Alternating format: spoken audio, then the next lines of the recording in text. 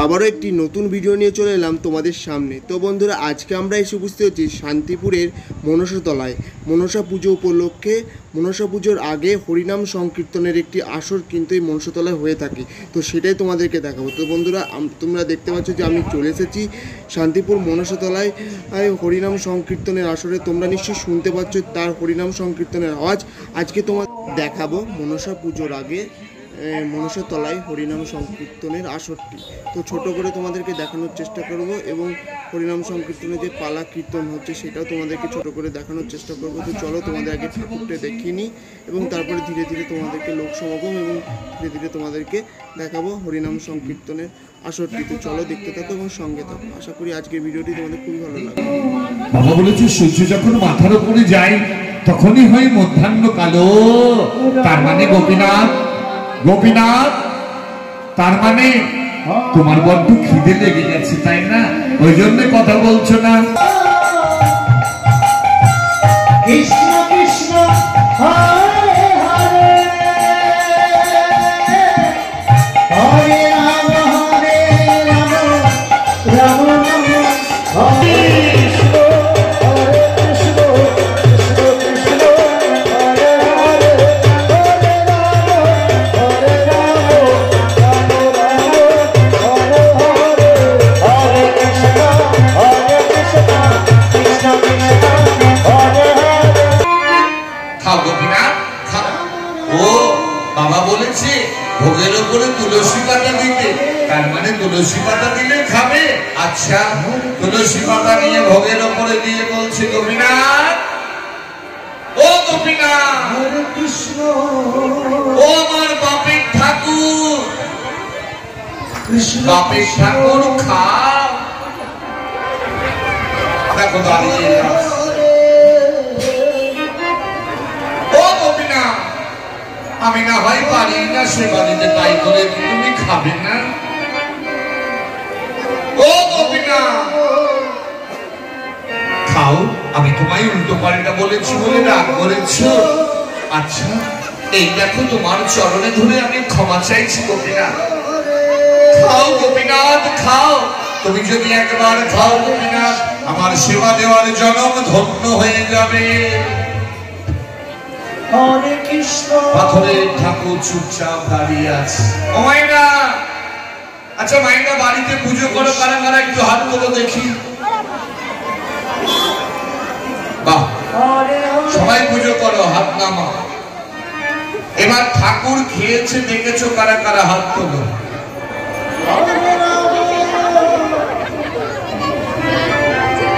ওমা, ঠাকুর খায় না? একজনও হাত তুলো না, ঠাকুর খায় না? ওমায় না, ঠাকুর খায় না? হরে হরে যদি না খায় তাহলে প্রসাদ করে মাথায় ঠেকিয়ে খায় কেন? হরে কৃষ্ণ খায় কেমন করে খায়? ভগবানও সেবা করে কেমন করে দেখবেন। ঠাকুর মশাইরা পুজো করতে করতে বলে একটা পেছনে কাপড় ধরো। এখন কেউ ঠাকুরের দিকে তাকাবে না, কি করে? কাজল তৈরি করে নিয়ে ওই মাটির ঠাকুর, পাথরের ঠাকুরের চক্ষু দান করে, প্রাণ প্রতিষ্ঠা করে, মা জাগ্রত হয়ে যায়। তারপর ভগবানের নামে, ঠাকুরের নামে নিবেদন করলে ঠাকুর নয়নের দৃষ্টিতে সেবা করে। নিতাই গৌর হরি বল। হরে রাম ও গোপীনাথ, তুমি খাবে না গোপীনাথ? আমার মতো পাপীর সামনে তুমি খাবে না? আস্তে গোপীনাথ। হরে কৃষ্ণ ও বুঝতে পেরেছি, হাতটা একটাও ফাঁকা নেই। কোন হাত দিয়ে খাবে? বাবা মনে হয় লাঠিটা নামিয়ে দেয়, আমিও নামিয়ে দেব। এই নাও, হাত আমি ফাঁকা করে দিয়েছি। পাথরের ঠাকুর ওইভাবেই দাঁড়িয়ে আছে। দেখেছো গোপীনাথ, তুমি যদি না খাও আমি তোমার সামনে মাথা করব। সুযোগ যখন পেয়েছি তোমায় খেতে হবেই গোপীনাথ। খাবে না? খাবে না গোপীনাথ? আমার মতো বাপের সামনে খাবে না? এই দেখো, এই বলে চরণের কাছে বসে পাথরের ঠাকুরের চরণে মাথা করছে। খাও, খাও, খাও। লেগেছে ঠাকুরের চরণে, কপাল ফেটে গেল, রক্ত বেরিয়ে গেল, নয়নের জল আর রক্ত রুধির ধারা গোপীনাথের চরণ ধুইয়ে যাচ্ছে না।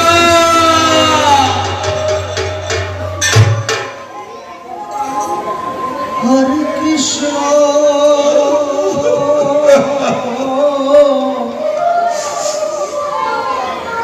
আমার মতো পাপী স্বপ্নে তুমি খাবে না। কৃষ্ণ এমন ভগবান তুমি। শোনো গোপীনাথ, তুমি তুমি আমার বাপের ঠাকুর, তাই তুমি বেঁচে যাচ্ছ। আমার মতো পাপীর সামনে তুমি খাবে না। হরে রাম ও মায়েরা, তোমরা বলতে পারো কি দিয়ে ডাকলে আমার ঠাকুর সেবা করে, কি দিলে ঠাকুর খায়? তবে না,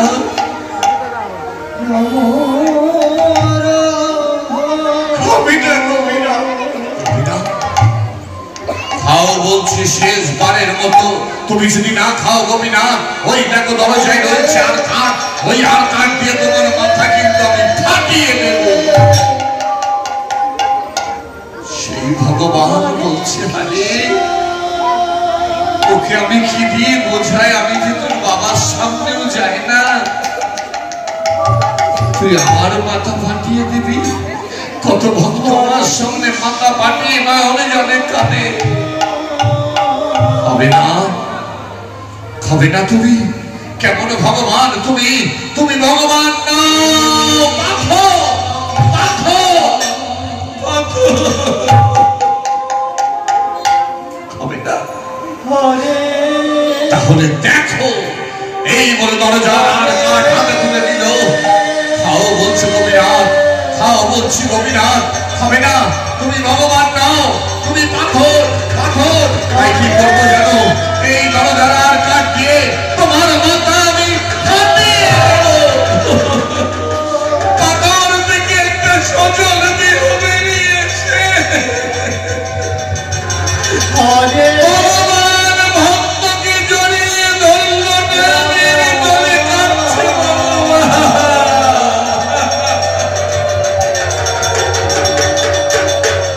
রাম রাম সেই ভগবান গোপীনাথ কাঁদছে গো। হরে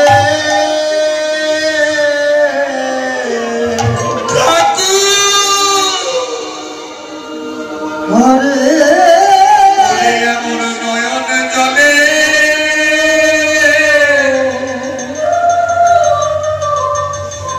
আমায় কেহ ডাকে না। গোপীনাথ এমন নয়ন জলে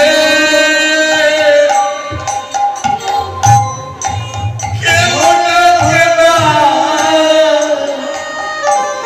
ওরে সবাই ডাকে কিছু পাবার আসে, এমন নয়ন জলে কেহ ডাকে না। গোপীনাথ হরে কৃষ্ণ হরে কৃষ্ণ গোপীনাথ কৃষ্ণ দেখুন, কত মায়েরা নয়নের জলে কাঁদছে যে আমি যদি কোনোদিন ভগবানের সেবা দিতে পারতাম। গোপীনাথ, আমার বড্ড খিদে লেগেছে রে, তুই আমায় খাইয়ে দিবি না? আমি সুযোগ পেয়েছি, তোমাকে খাইয়ে দেব না, আমি নিজে হাতে তোমায় সেবা দেব। বসিয়ে নিয়ে আয়, বলে খাও রে আমার বাপের ঠাকুর, বলে খাও রে আমার বাপের ঠাকুর, আমি নিজ হাতে তোমায় সেবা দেব। বলে খাও রে আমার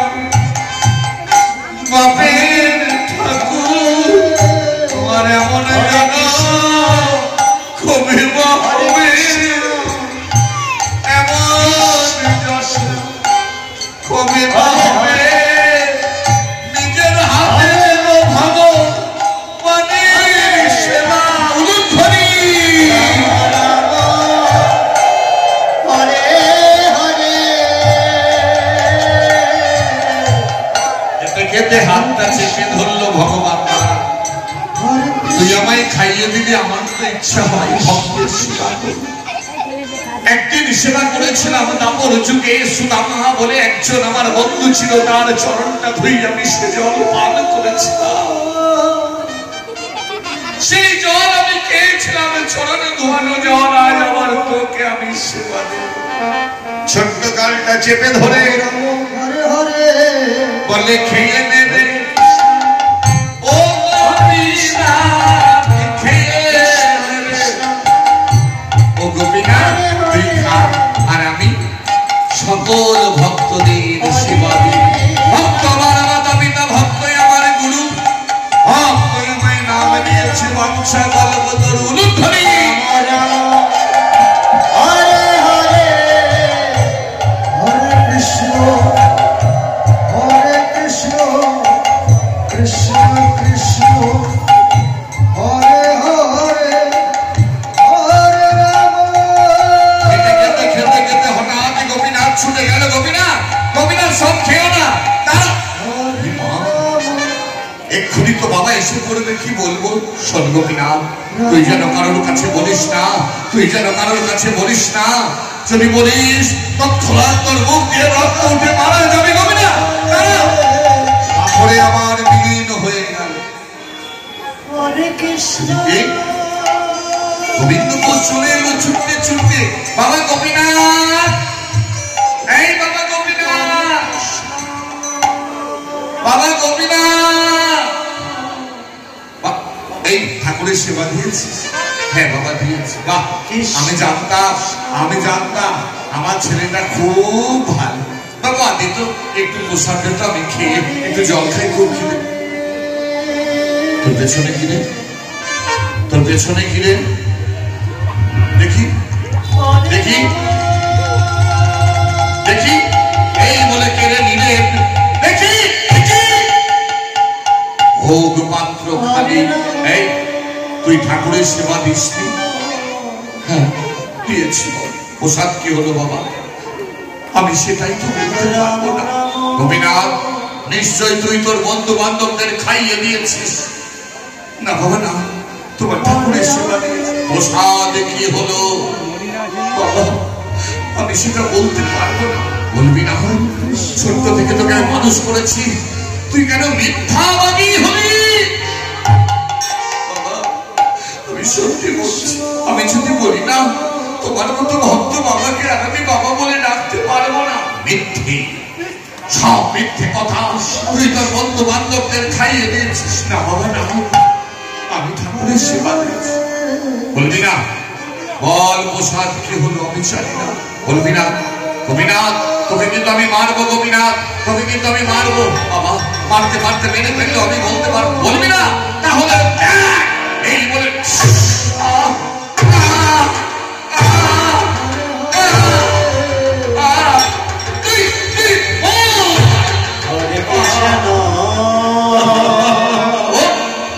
তোকে আমি শেষ করে দেবো। বল প্রসাদ কি হয়েছে? বল প্রসাদ কি হয়েছে? দাঁড়াও বাবা, আমি তোমায় বলবো বাবা। তোমার কথা মতো আমি মন্দিরে গেছিলাম। আমি মন্দিরে গেছিলাম, তোমার ঠাকুরকে অনেক দেখেছি, অনেক কেঁদেছি। তোমার ঠাকুর আসেনি। আমি দরজার আর কাঠ দিয়ে তোমার ঠাকুরকে মারতে গেছি। ওই পাথর থেকে একটা সচল দেহ বেরিয়ে এসে আমার হাত থেকে সব প্রসাদগুলো খেয়ে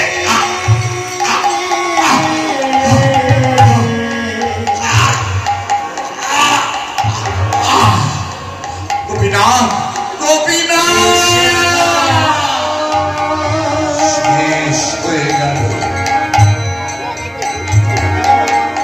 শেষ হয়ে গেল। আমার একমাত্র ছেলে চলে গেল। সেই মন্দিরে দাঁড়িয়ে আছে গোপীনাথ।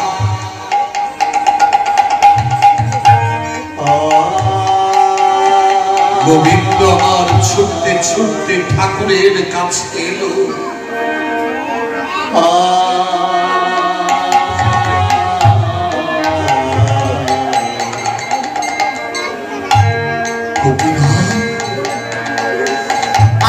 তোমার কাছে আমি কয়েকটি প্রশ্ন করব, তুমি উত্তর দাও গোপীনাথ।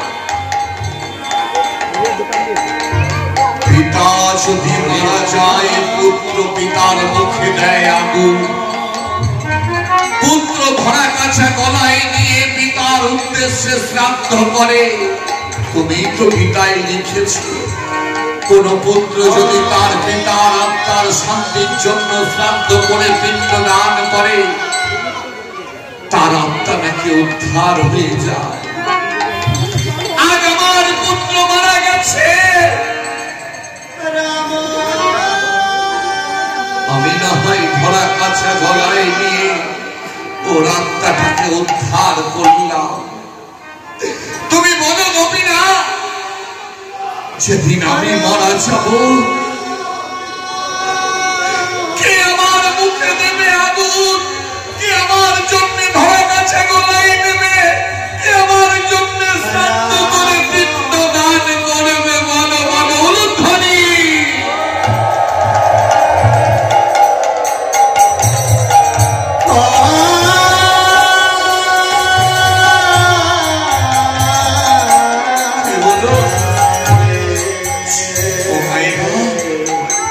যদি কোনো মায়ের বাবার সন্তান না হয়, যদি কোনো মায়ের সন্তান মারা যায়, কোনো বাবার সন্তান মারা যায়,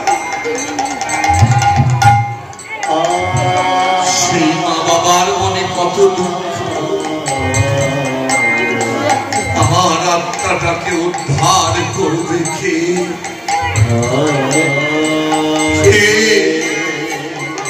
গোবিন্দ ঘোষ গোপীনাথের কাছে প্রশ্ন করল, গোপীনাথ তুমি বলো গোপীনাথ। ভগবান বলল, গোবিন্দ তুমি চিন্তা করো না, চিন্তা করো না গোপীনাথ।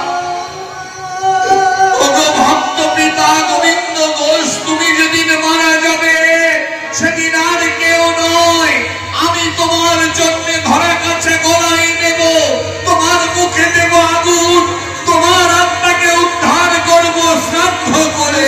আমি আমি আমি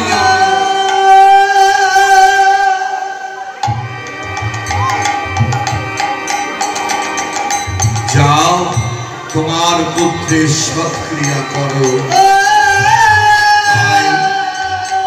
সেই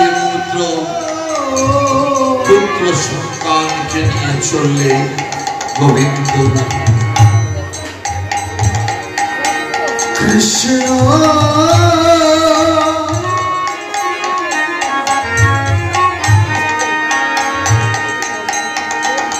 মায়েরা, পুত্র মারা গেল, গোপীনাথ দাঁড়িয়ে আছে। গোপীনাথ, ও মায়েরা, সময় হয়ে গেছে তো আমাদের, ওই জন্য লীলাটা একটু আগিয়ে নিয়ে যাই। 6:30 অব্দি করার কথা ছিল, 7টা বেজে গেল। দাদা ভাইরা অনেকক্ষণ দাঁড়িয়ে আছে, তা কি হলো, শেষের দিকে চলে যায়। গোবিন্দ ঘোষ ধরা কাছে গলায় নিয়ে পুত্রের সৎক্রিয়া করেছিল। আর এদিকে যেদিন গোবিন্দ ঘোষের শেষের দিন চলে এসেছে, বয়স হয়ে গেছে, ঠাকুরের সেবা দিচ্ছে না খেয়ে, দিতে দিতে শরীরটা অচল হয়ে গেল। আমি পারি না,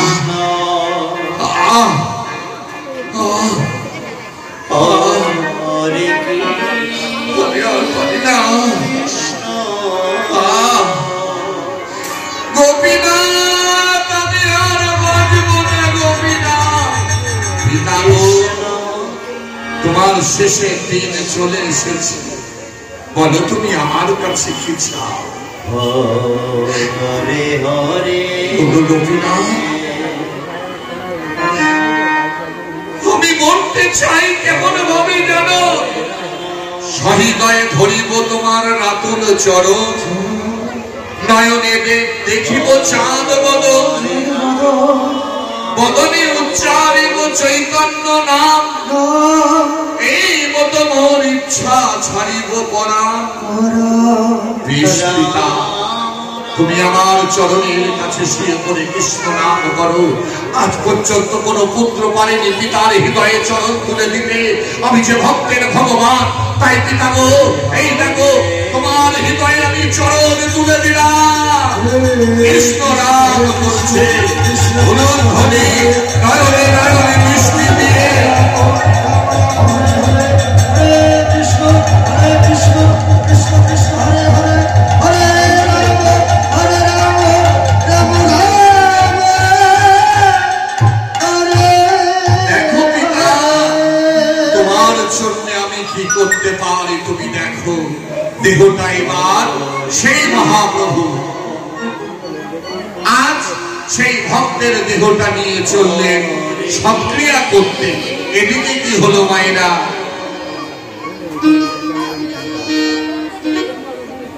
কৃষ্ণ কৃষ্ণ হরে আজ নিয়ে চললেন সক্রিয়া করতে। রাম রাম হরে হরে হরে কৃষ্ণ হরে কৃষ্ণ উলুধ্বনি। কৃষ্ণ হরে হরে হরে রাম হরে রাম। ভক্ত পিতা গোবিন্দ ঘোষ রাম রাম হরে এইবার উদ্ধার হবে কেমন ভাবে? সেই গোপীনাথ ধরা কাছা করে মাংসা নিল হাতে নিয়ে অগ্রদ্বীপের সম্মুখে দাঁড়ালো। আজ আমার ভক্ত পিতা মারা গেছে, আমি ভিক্ষা করে আজ আমি সক্রিয়া করব। ধরা কাছা গলায় নিয়ে দাঁড়ে দাঁড়ে সবাই চলেছে ভিক্ষা করতে। তাই সবাই মিলে হরে কৃষ্ণ কৃষ্ণ সবাই হরে কৃষ্ণ সবাই কৃষ্ণ হরে হরে হরে ভক্তের জন্য হরে রাম রাম রাম সেই ভক্তের জন্য, ভক্ত পিতার জন্য দাঁড়ে দাঁড়ে ভিক্ষা করতে চলেছে পিতার সৎক্রিয়ার জন্য। আপনারা যে যা পারবেন দান করবেন সেই ভক্ত পিতার জন্য, শ্রাদ্ধের সৎক্রিয়ার জন্য। সেই অগ্রদ্বীপের গোপীনাথ আজ প্রত্যেক বছর চৈত্র মাসের কৃষ্ণপক্ষের একাদশী তিথিতে তার ভক্ত পিতার জন্য ধরা কাছা গলায় নিয়ে শ্রাদ্ধ সৎক্রিয়া করে। ওই দিন সবাই গোপীনাথকে প্রণাম করতে পারে। তারপরে সেই ভিক্ষা নিয়ে সেখানে মহোৎসব হয়, মাটির দত্ত কেটে খিচুড়ি প্রসাদ রেখে দেয়। অগণিত ভক্তেরা সেটা সেবা করে। বাউল কীর্তন আদি ইত্যাদি সমস্ত হয় সেখানে গান। তাই সবাই মিলে একবার উলুধ্বনি হরিধ্বনি গোপীনাথের নামে। হরে কৃষ্ণ হরে কৃষ্ণ কৃষ্ণ কৃষ্ণ হরে হরে হরে রাম হরে রাম রাম রাম হরে হরে হরে কৃষ্ণ হরে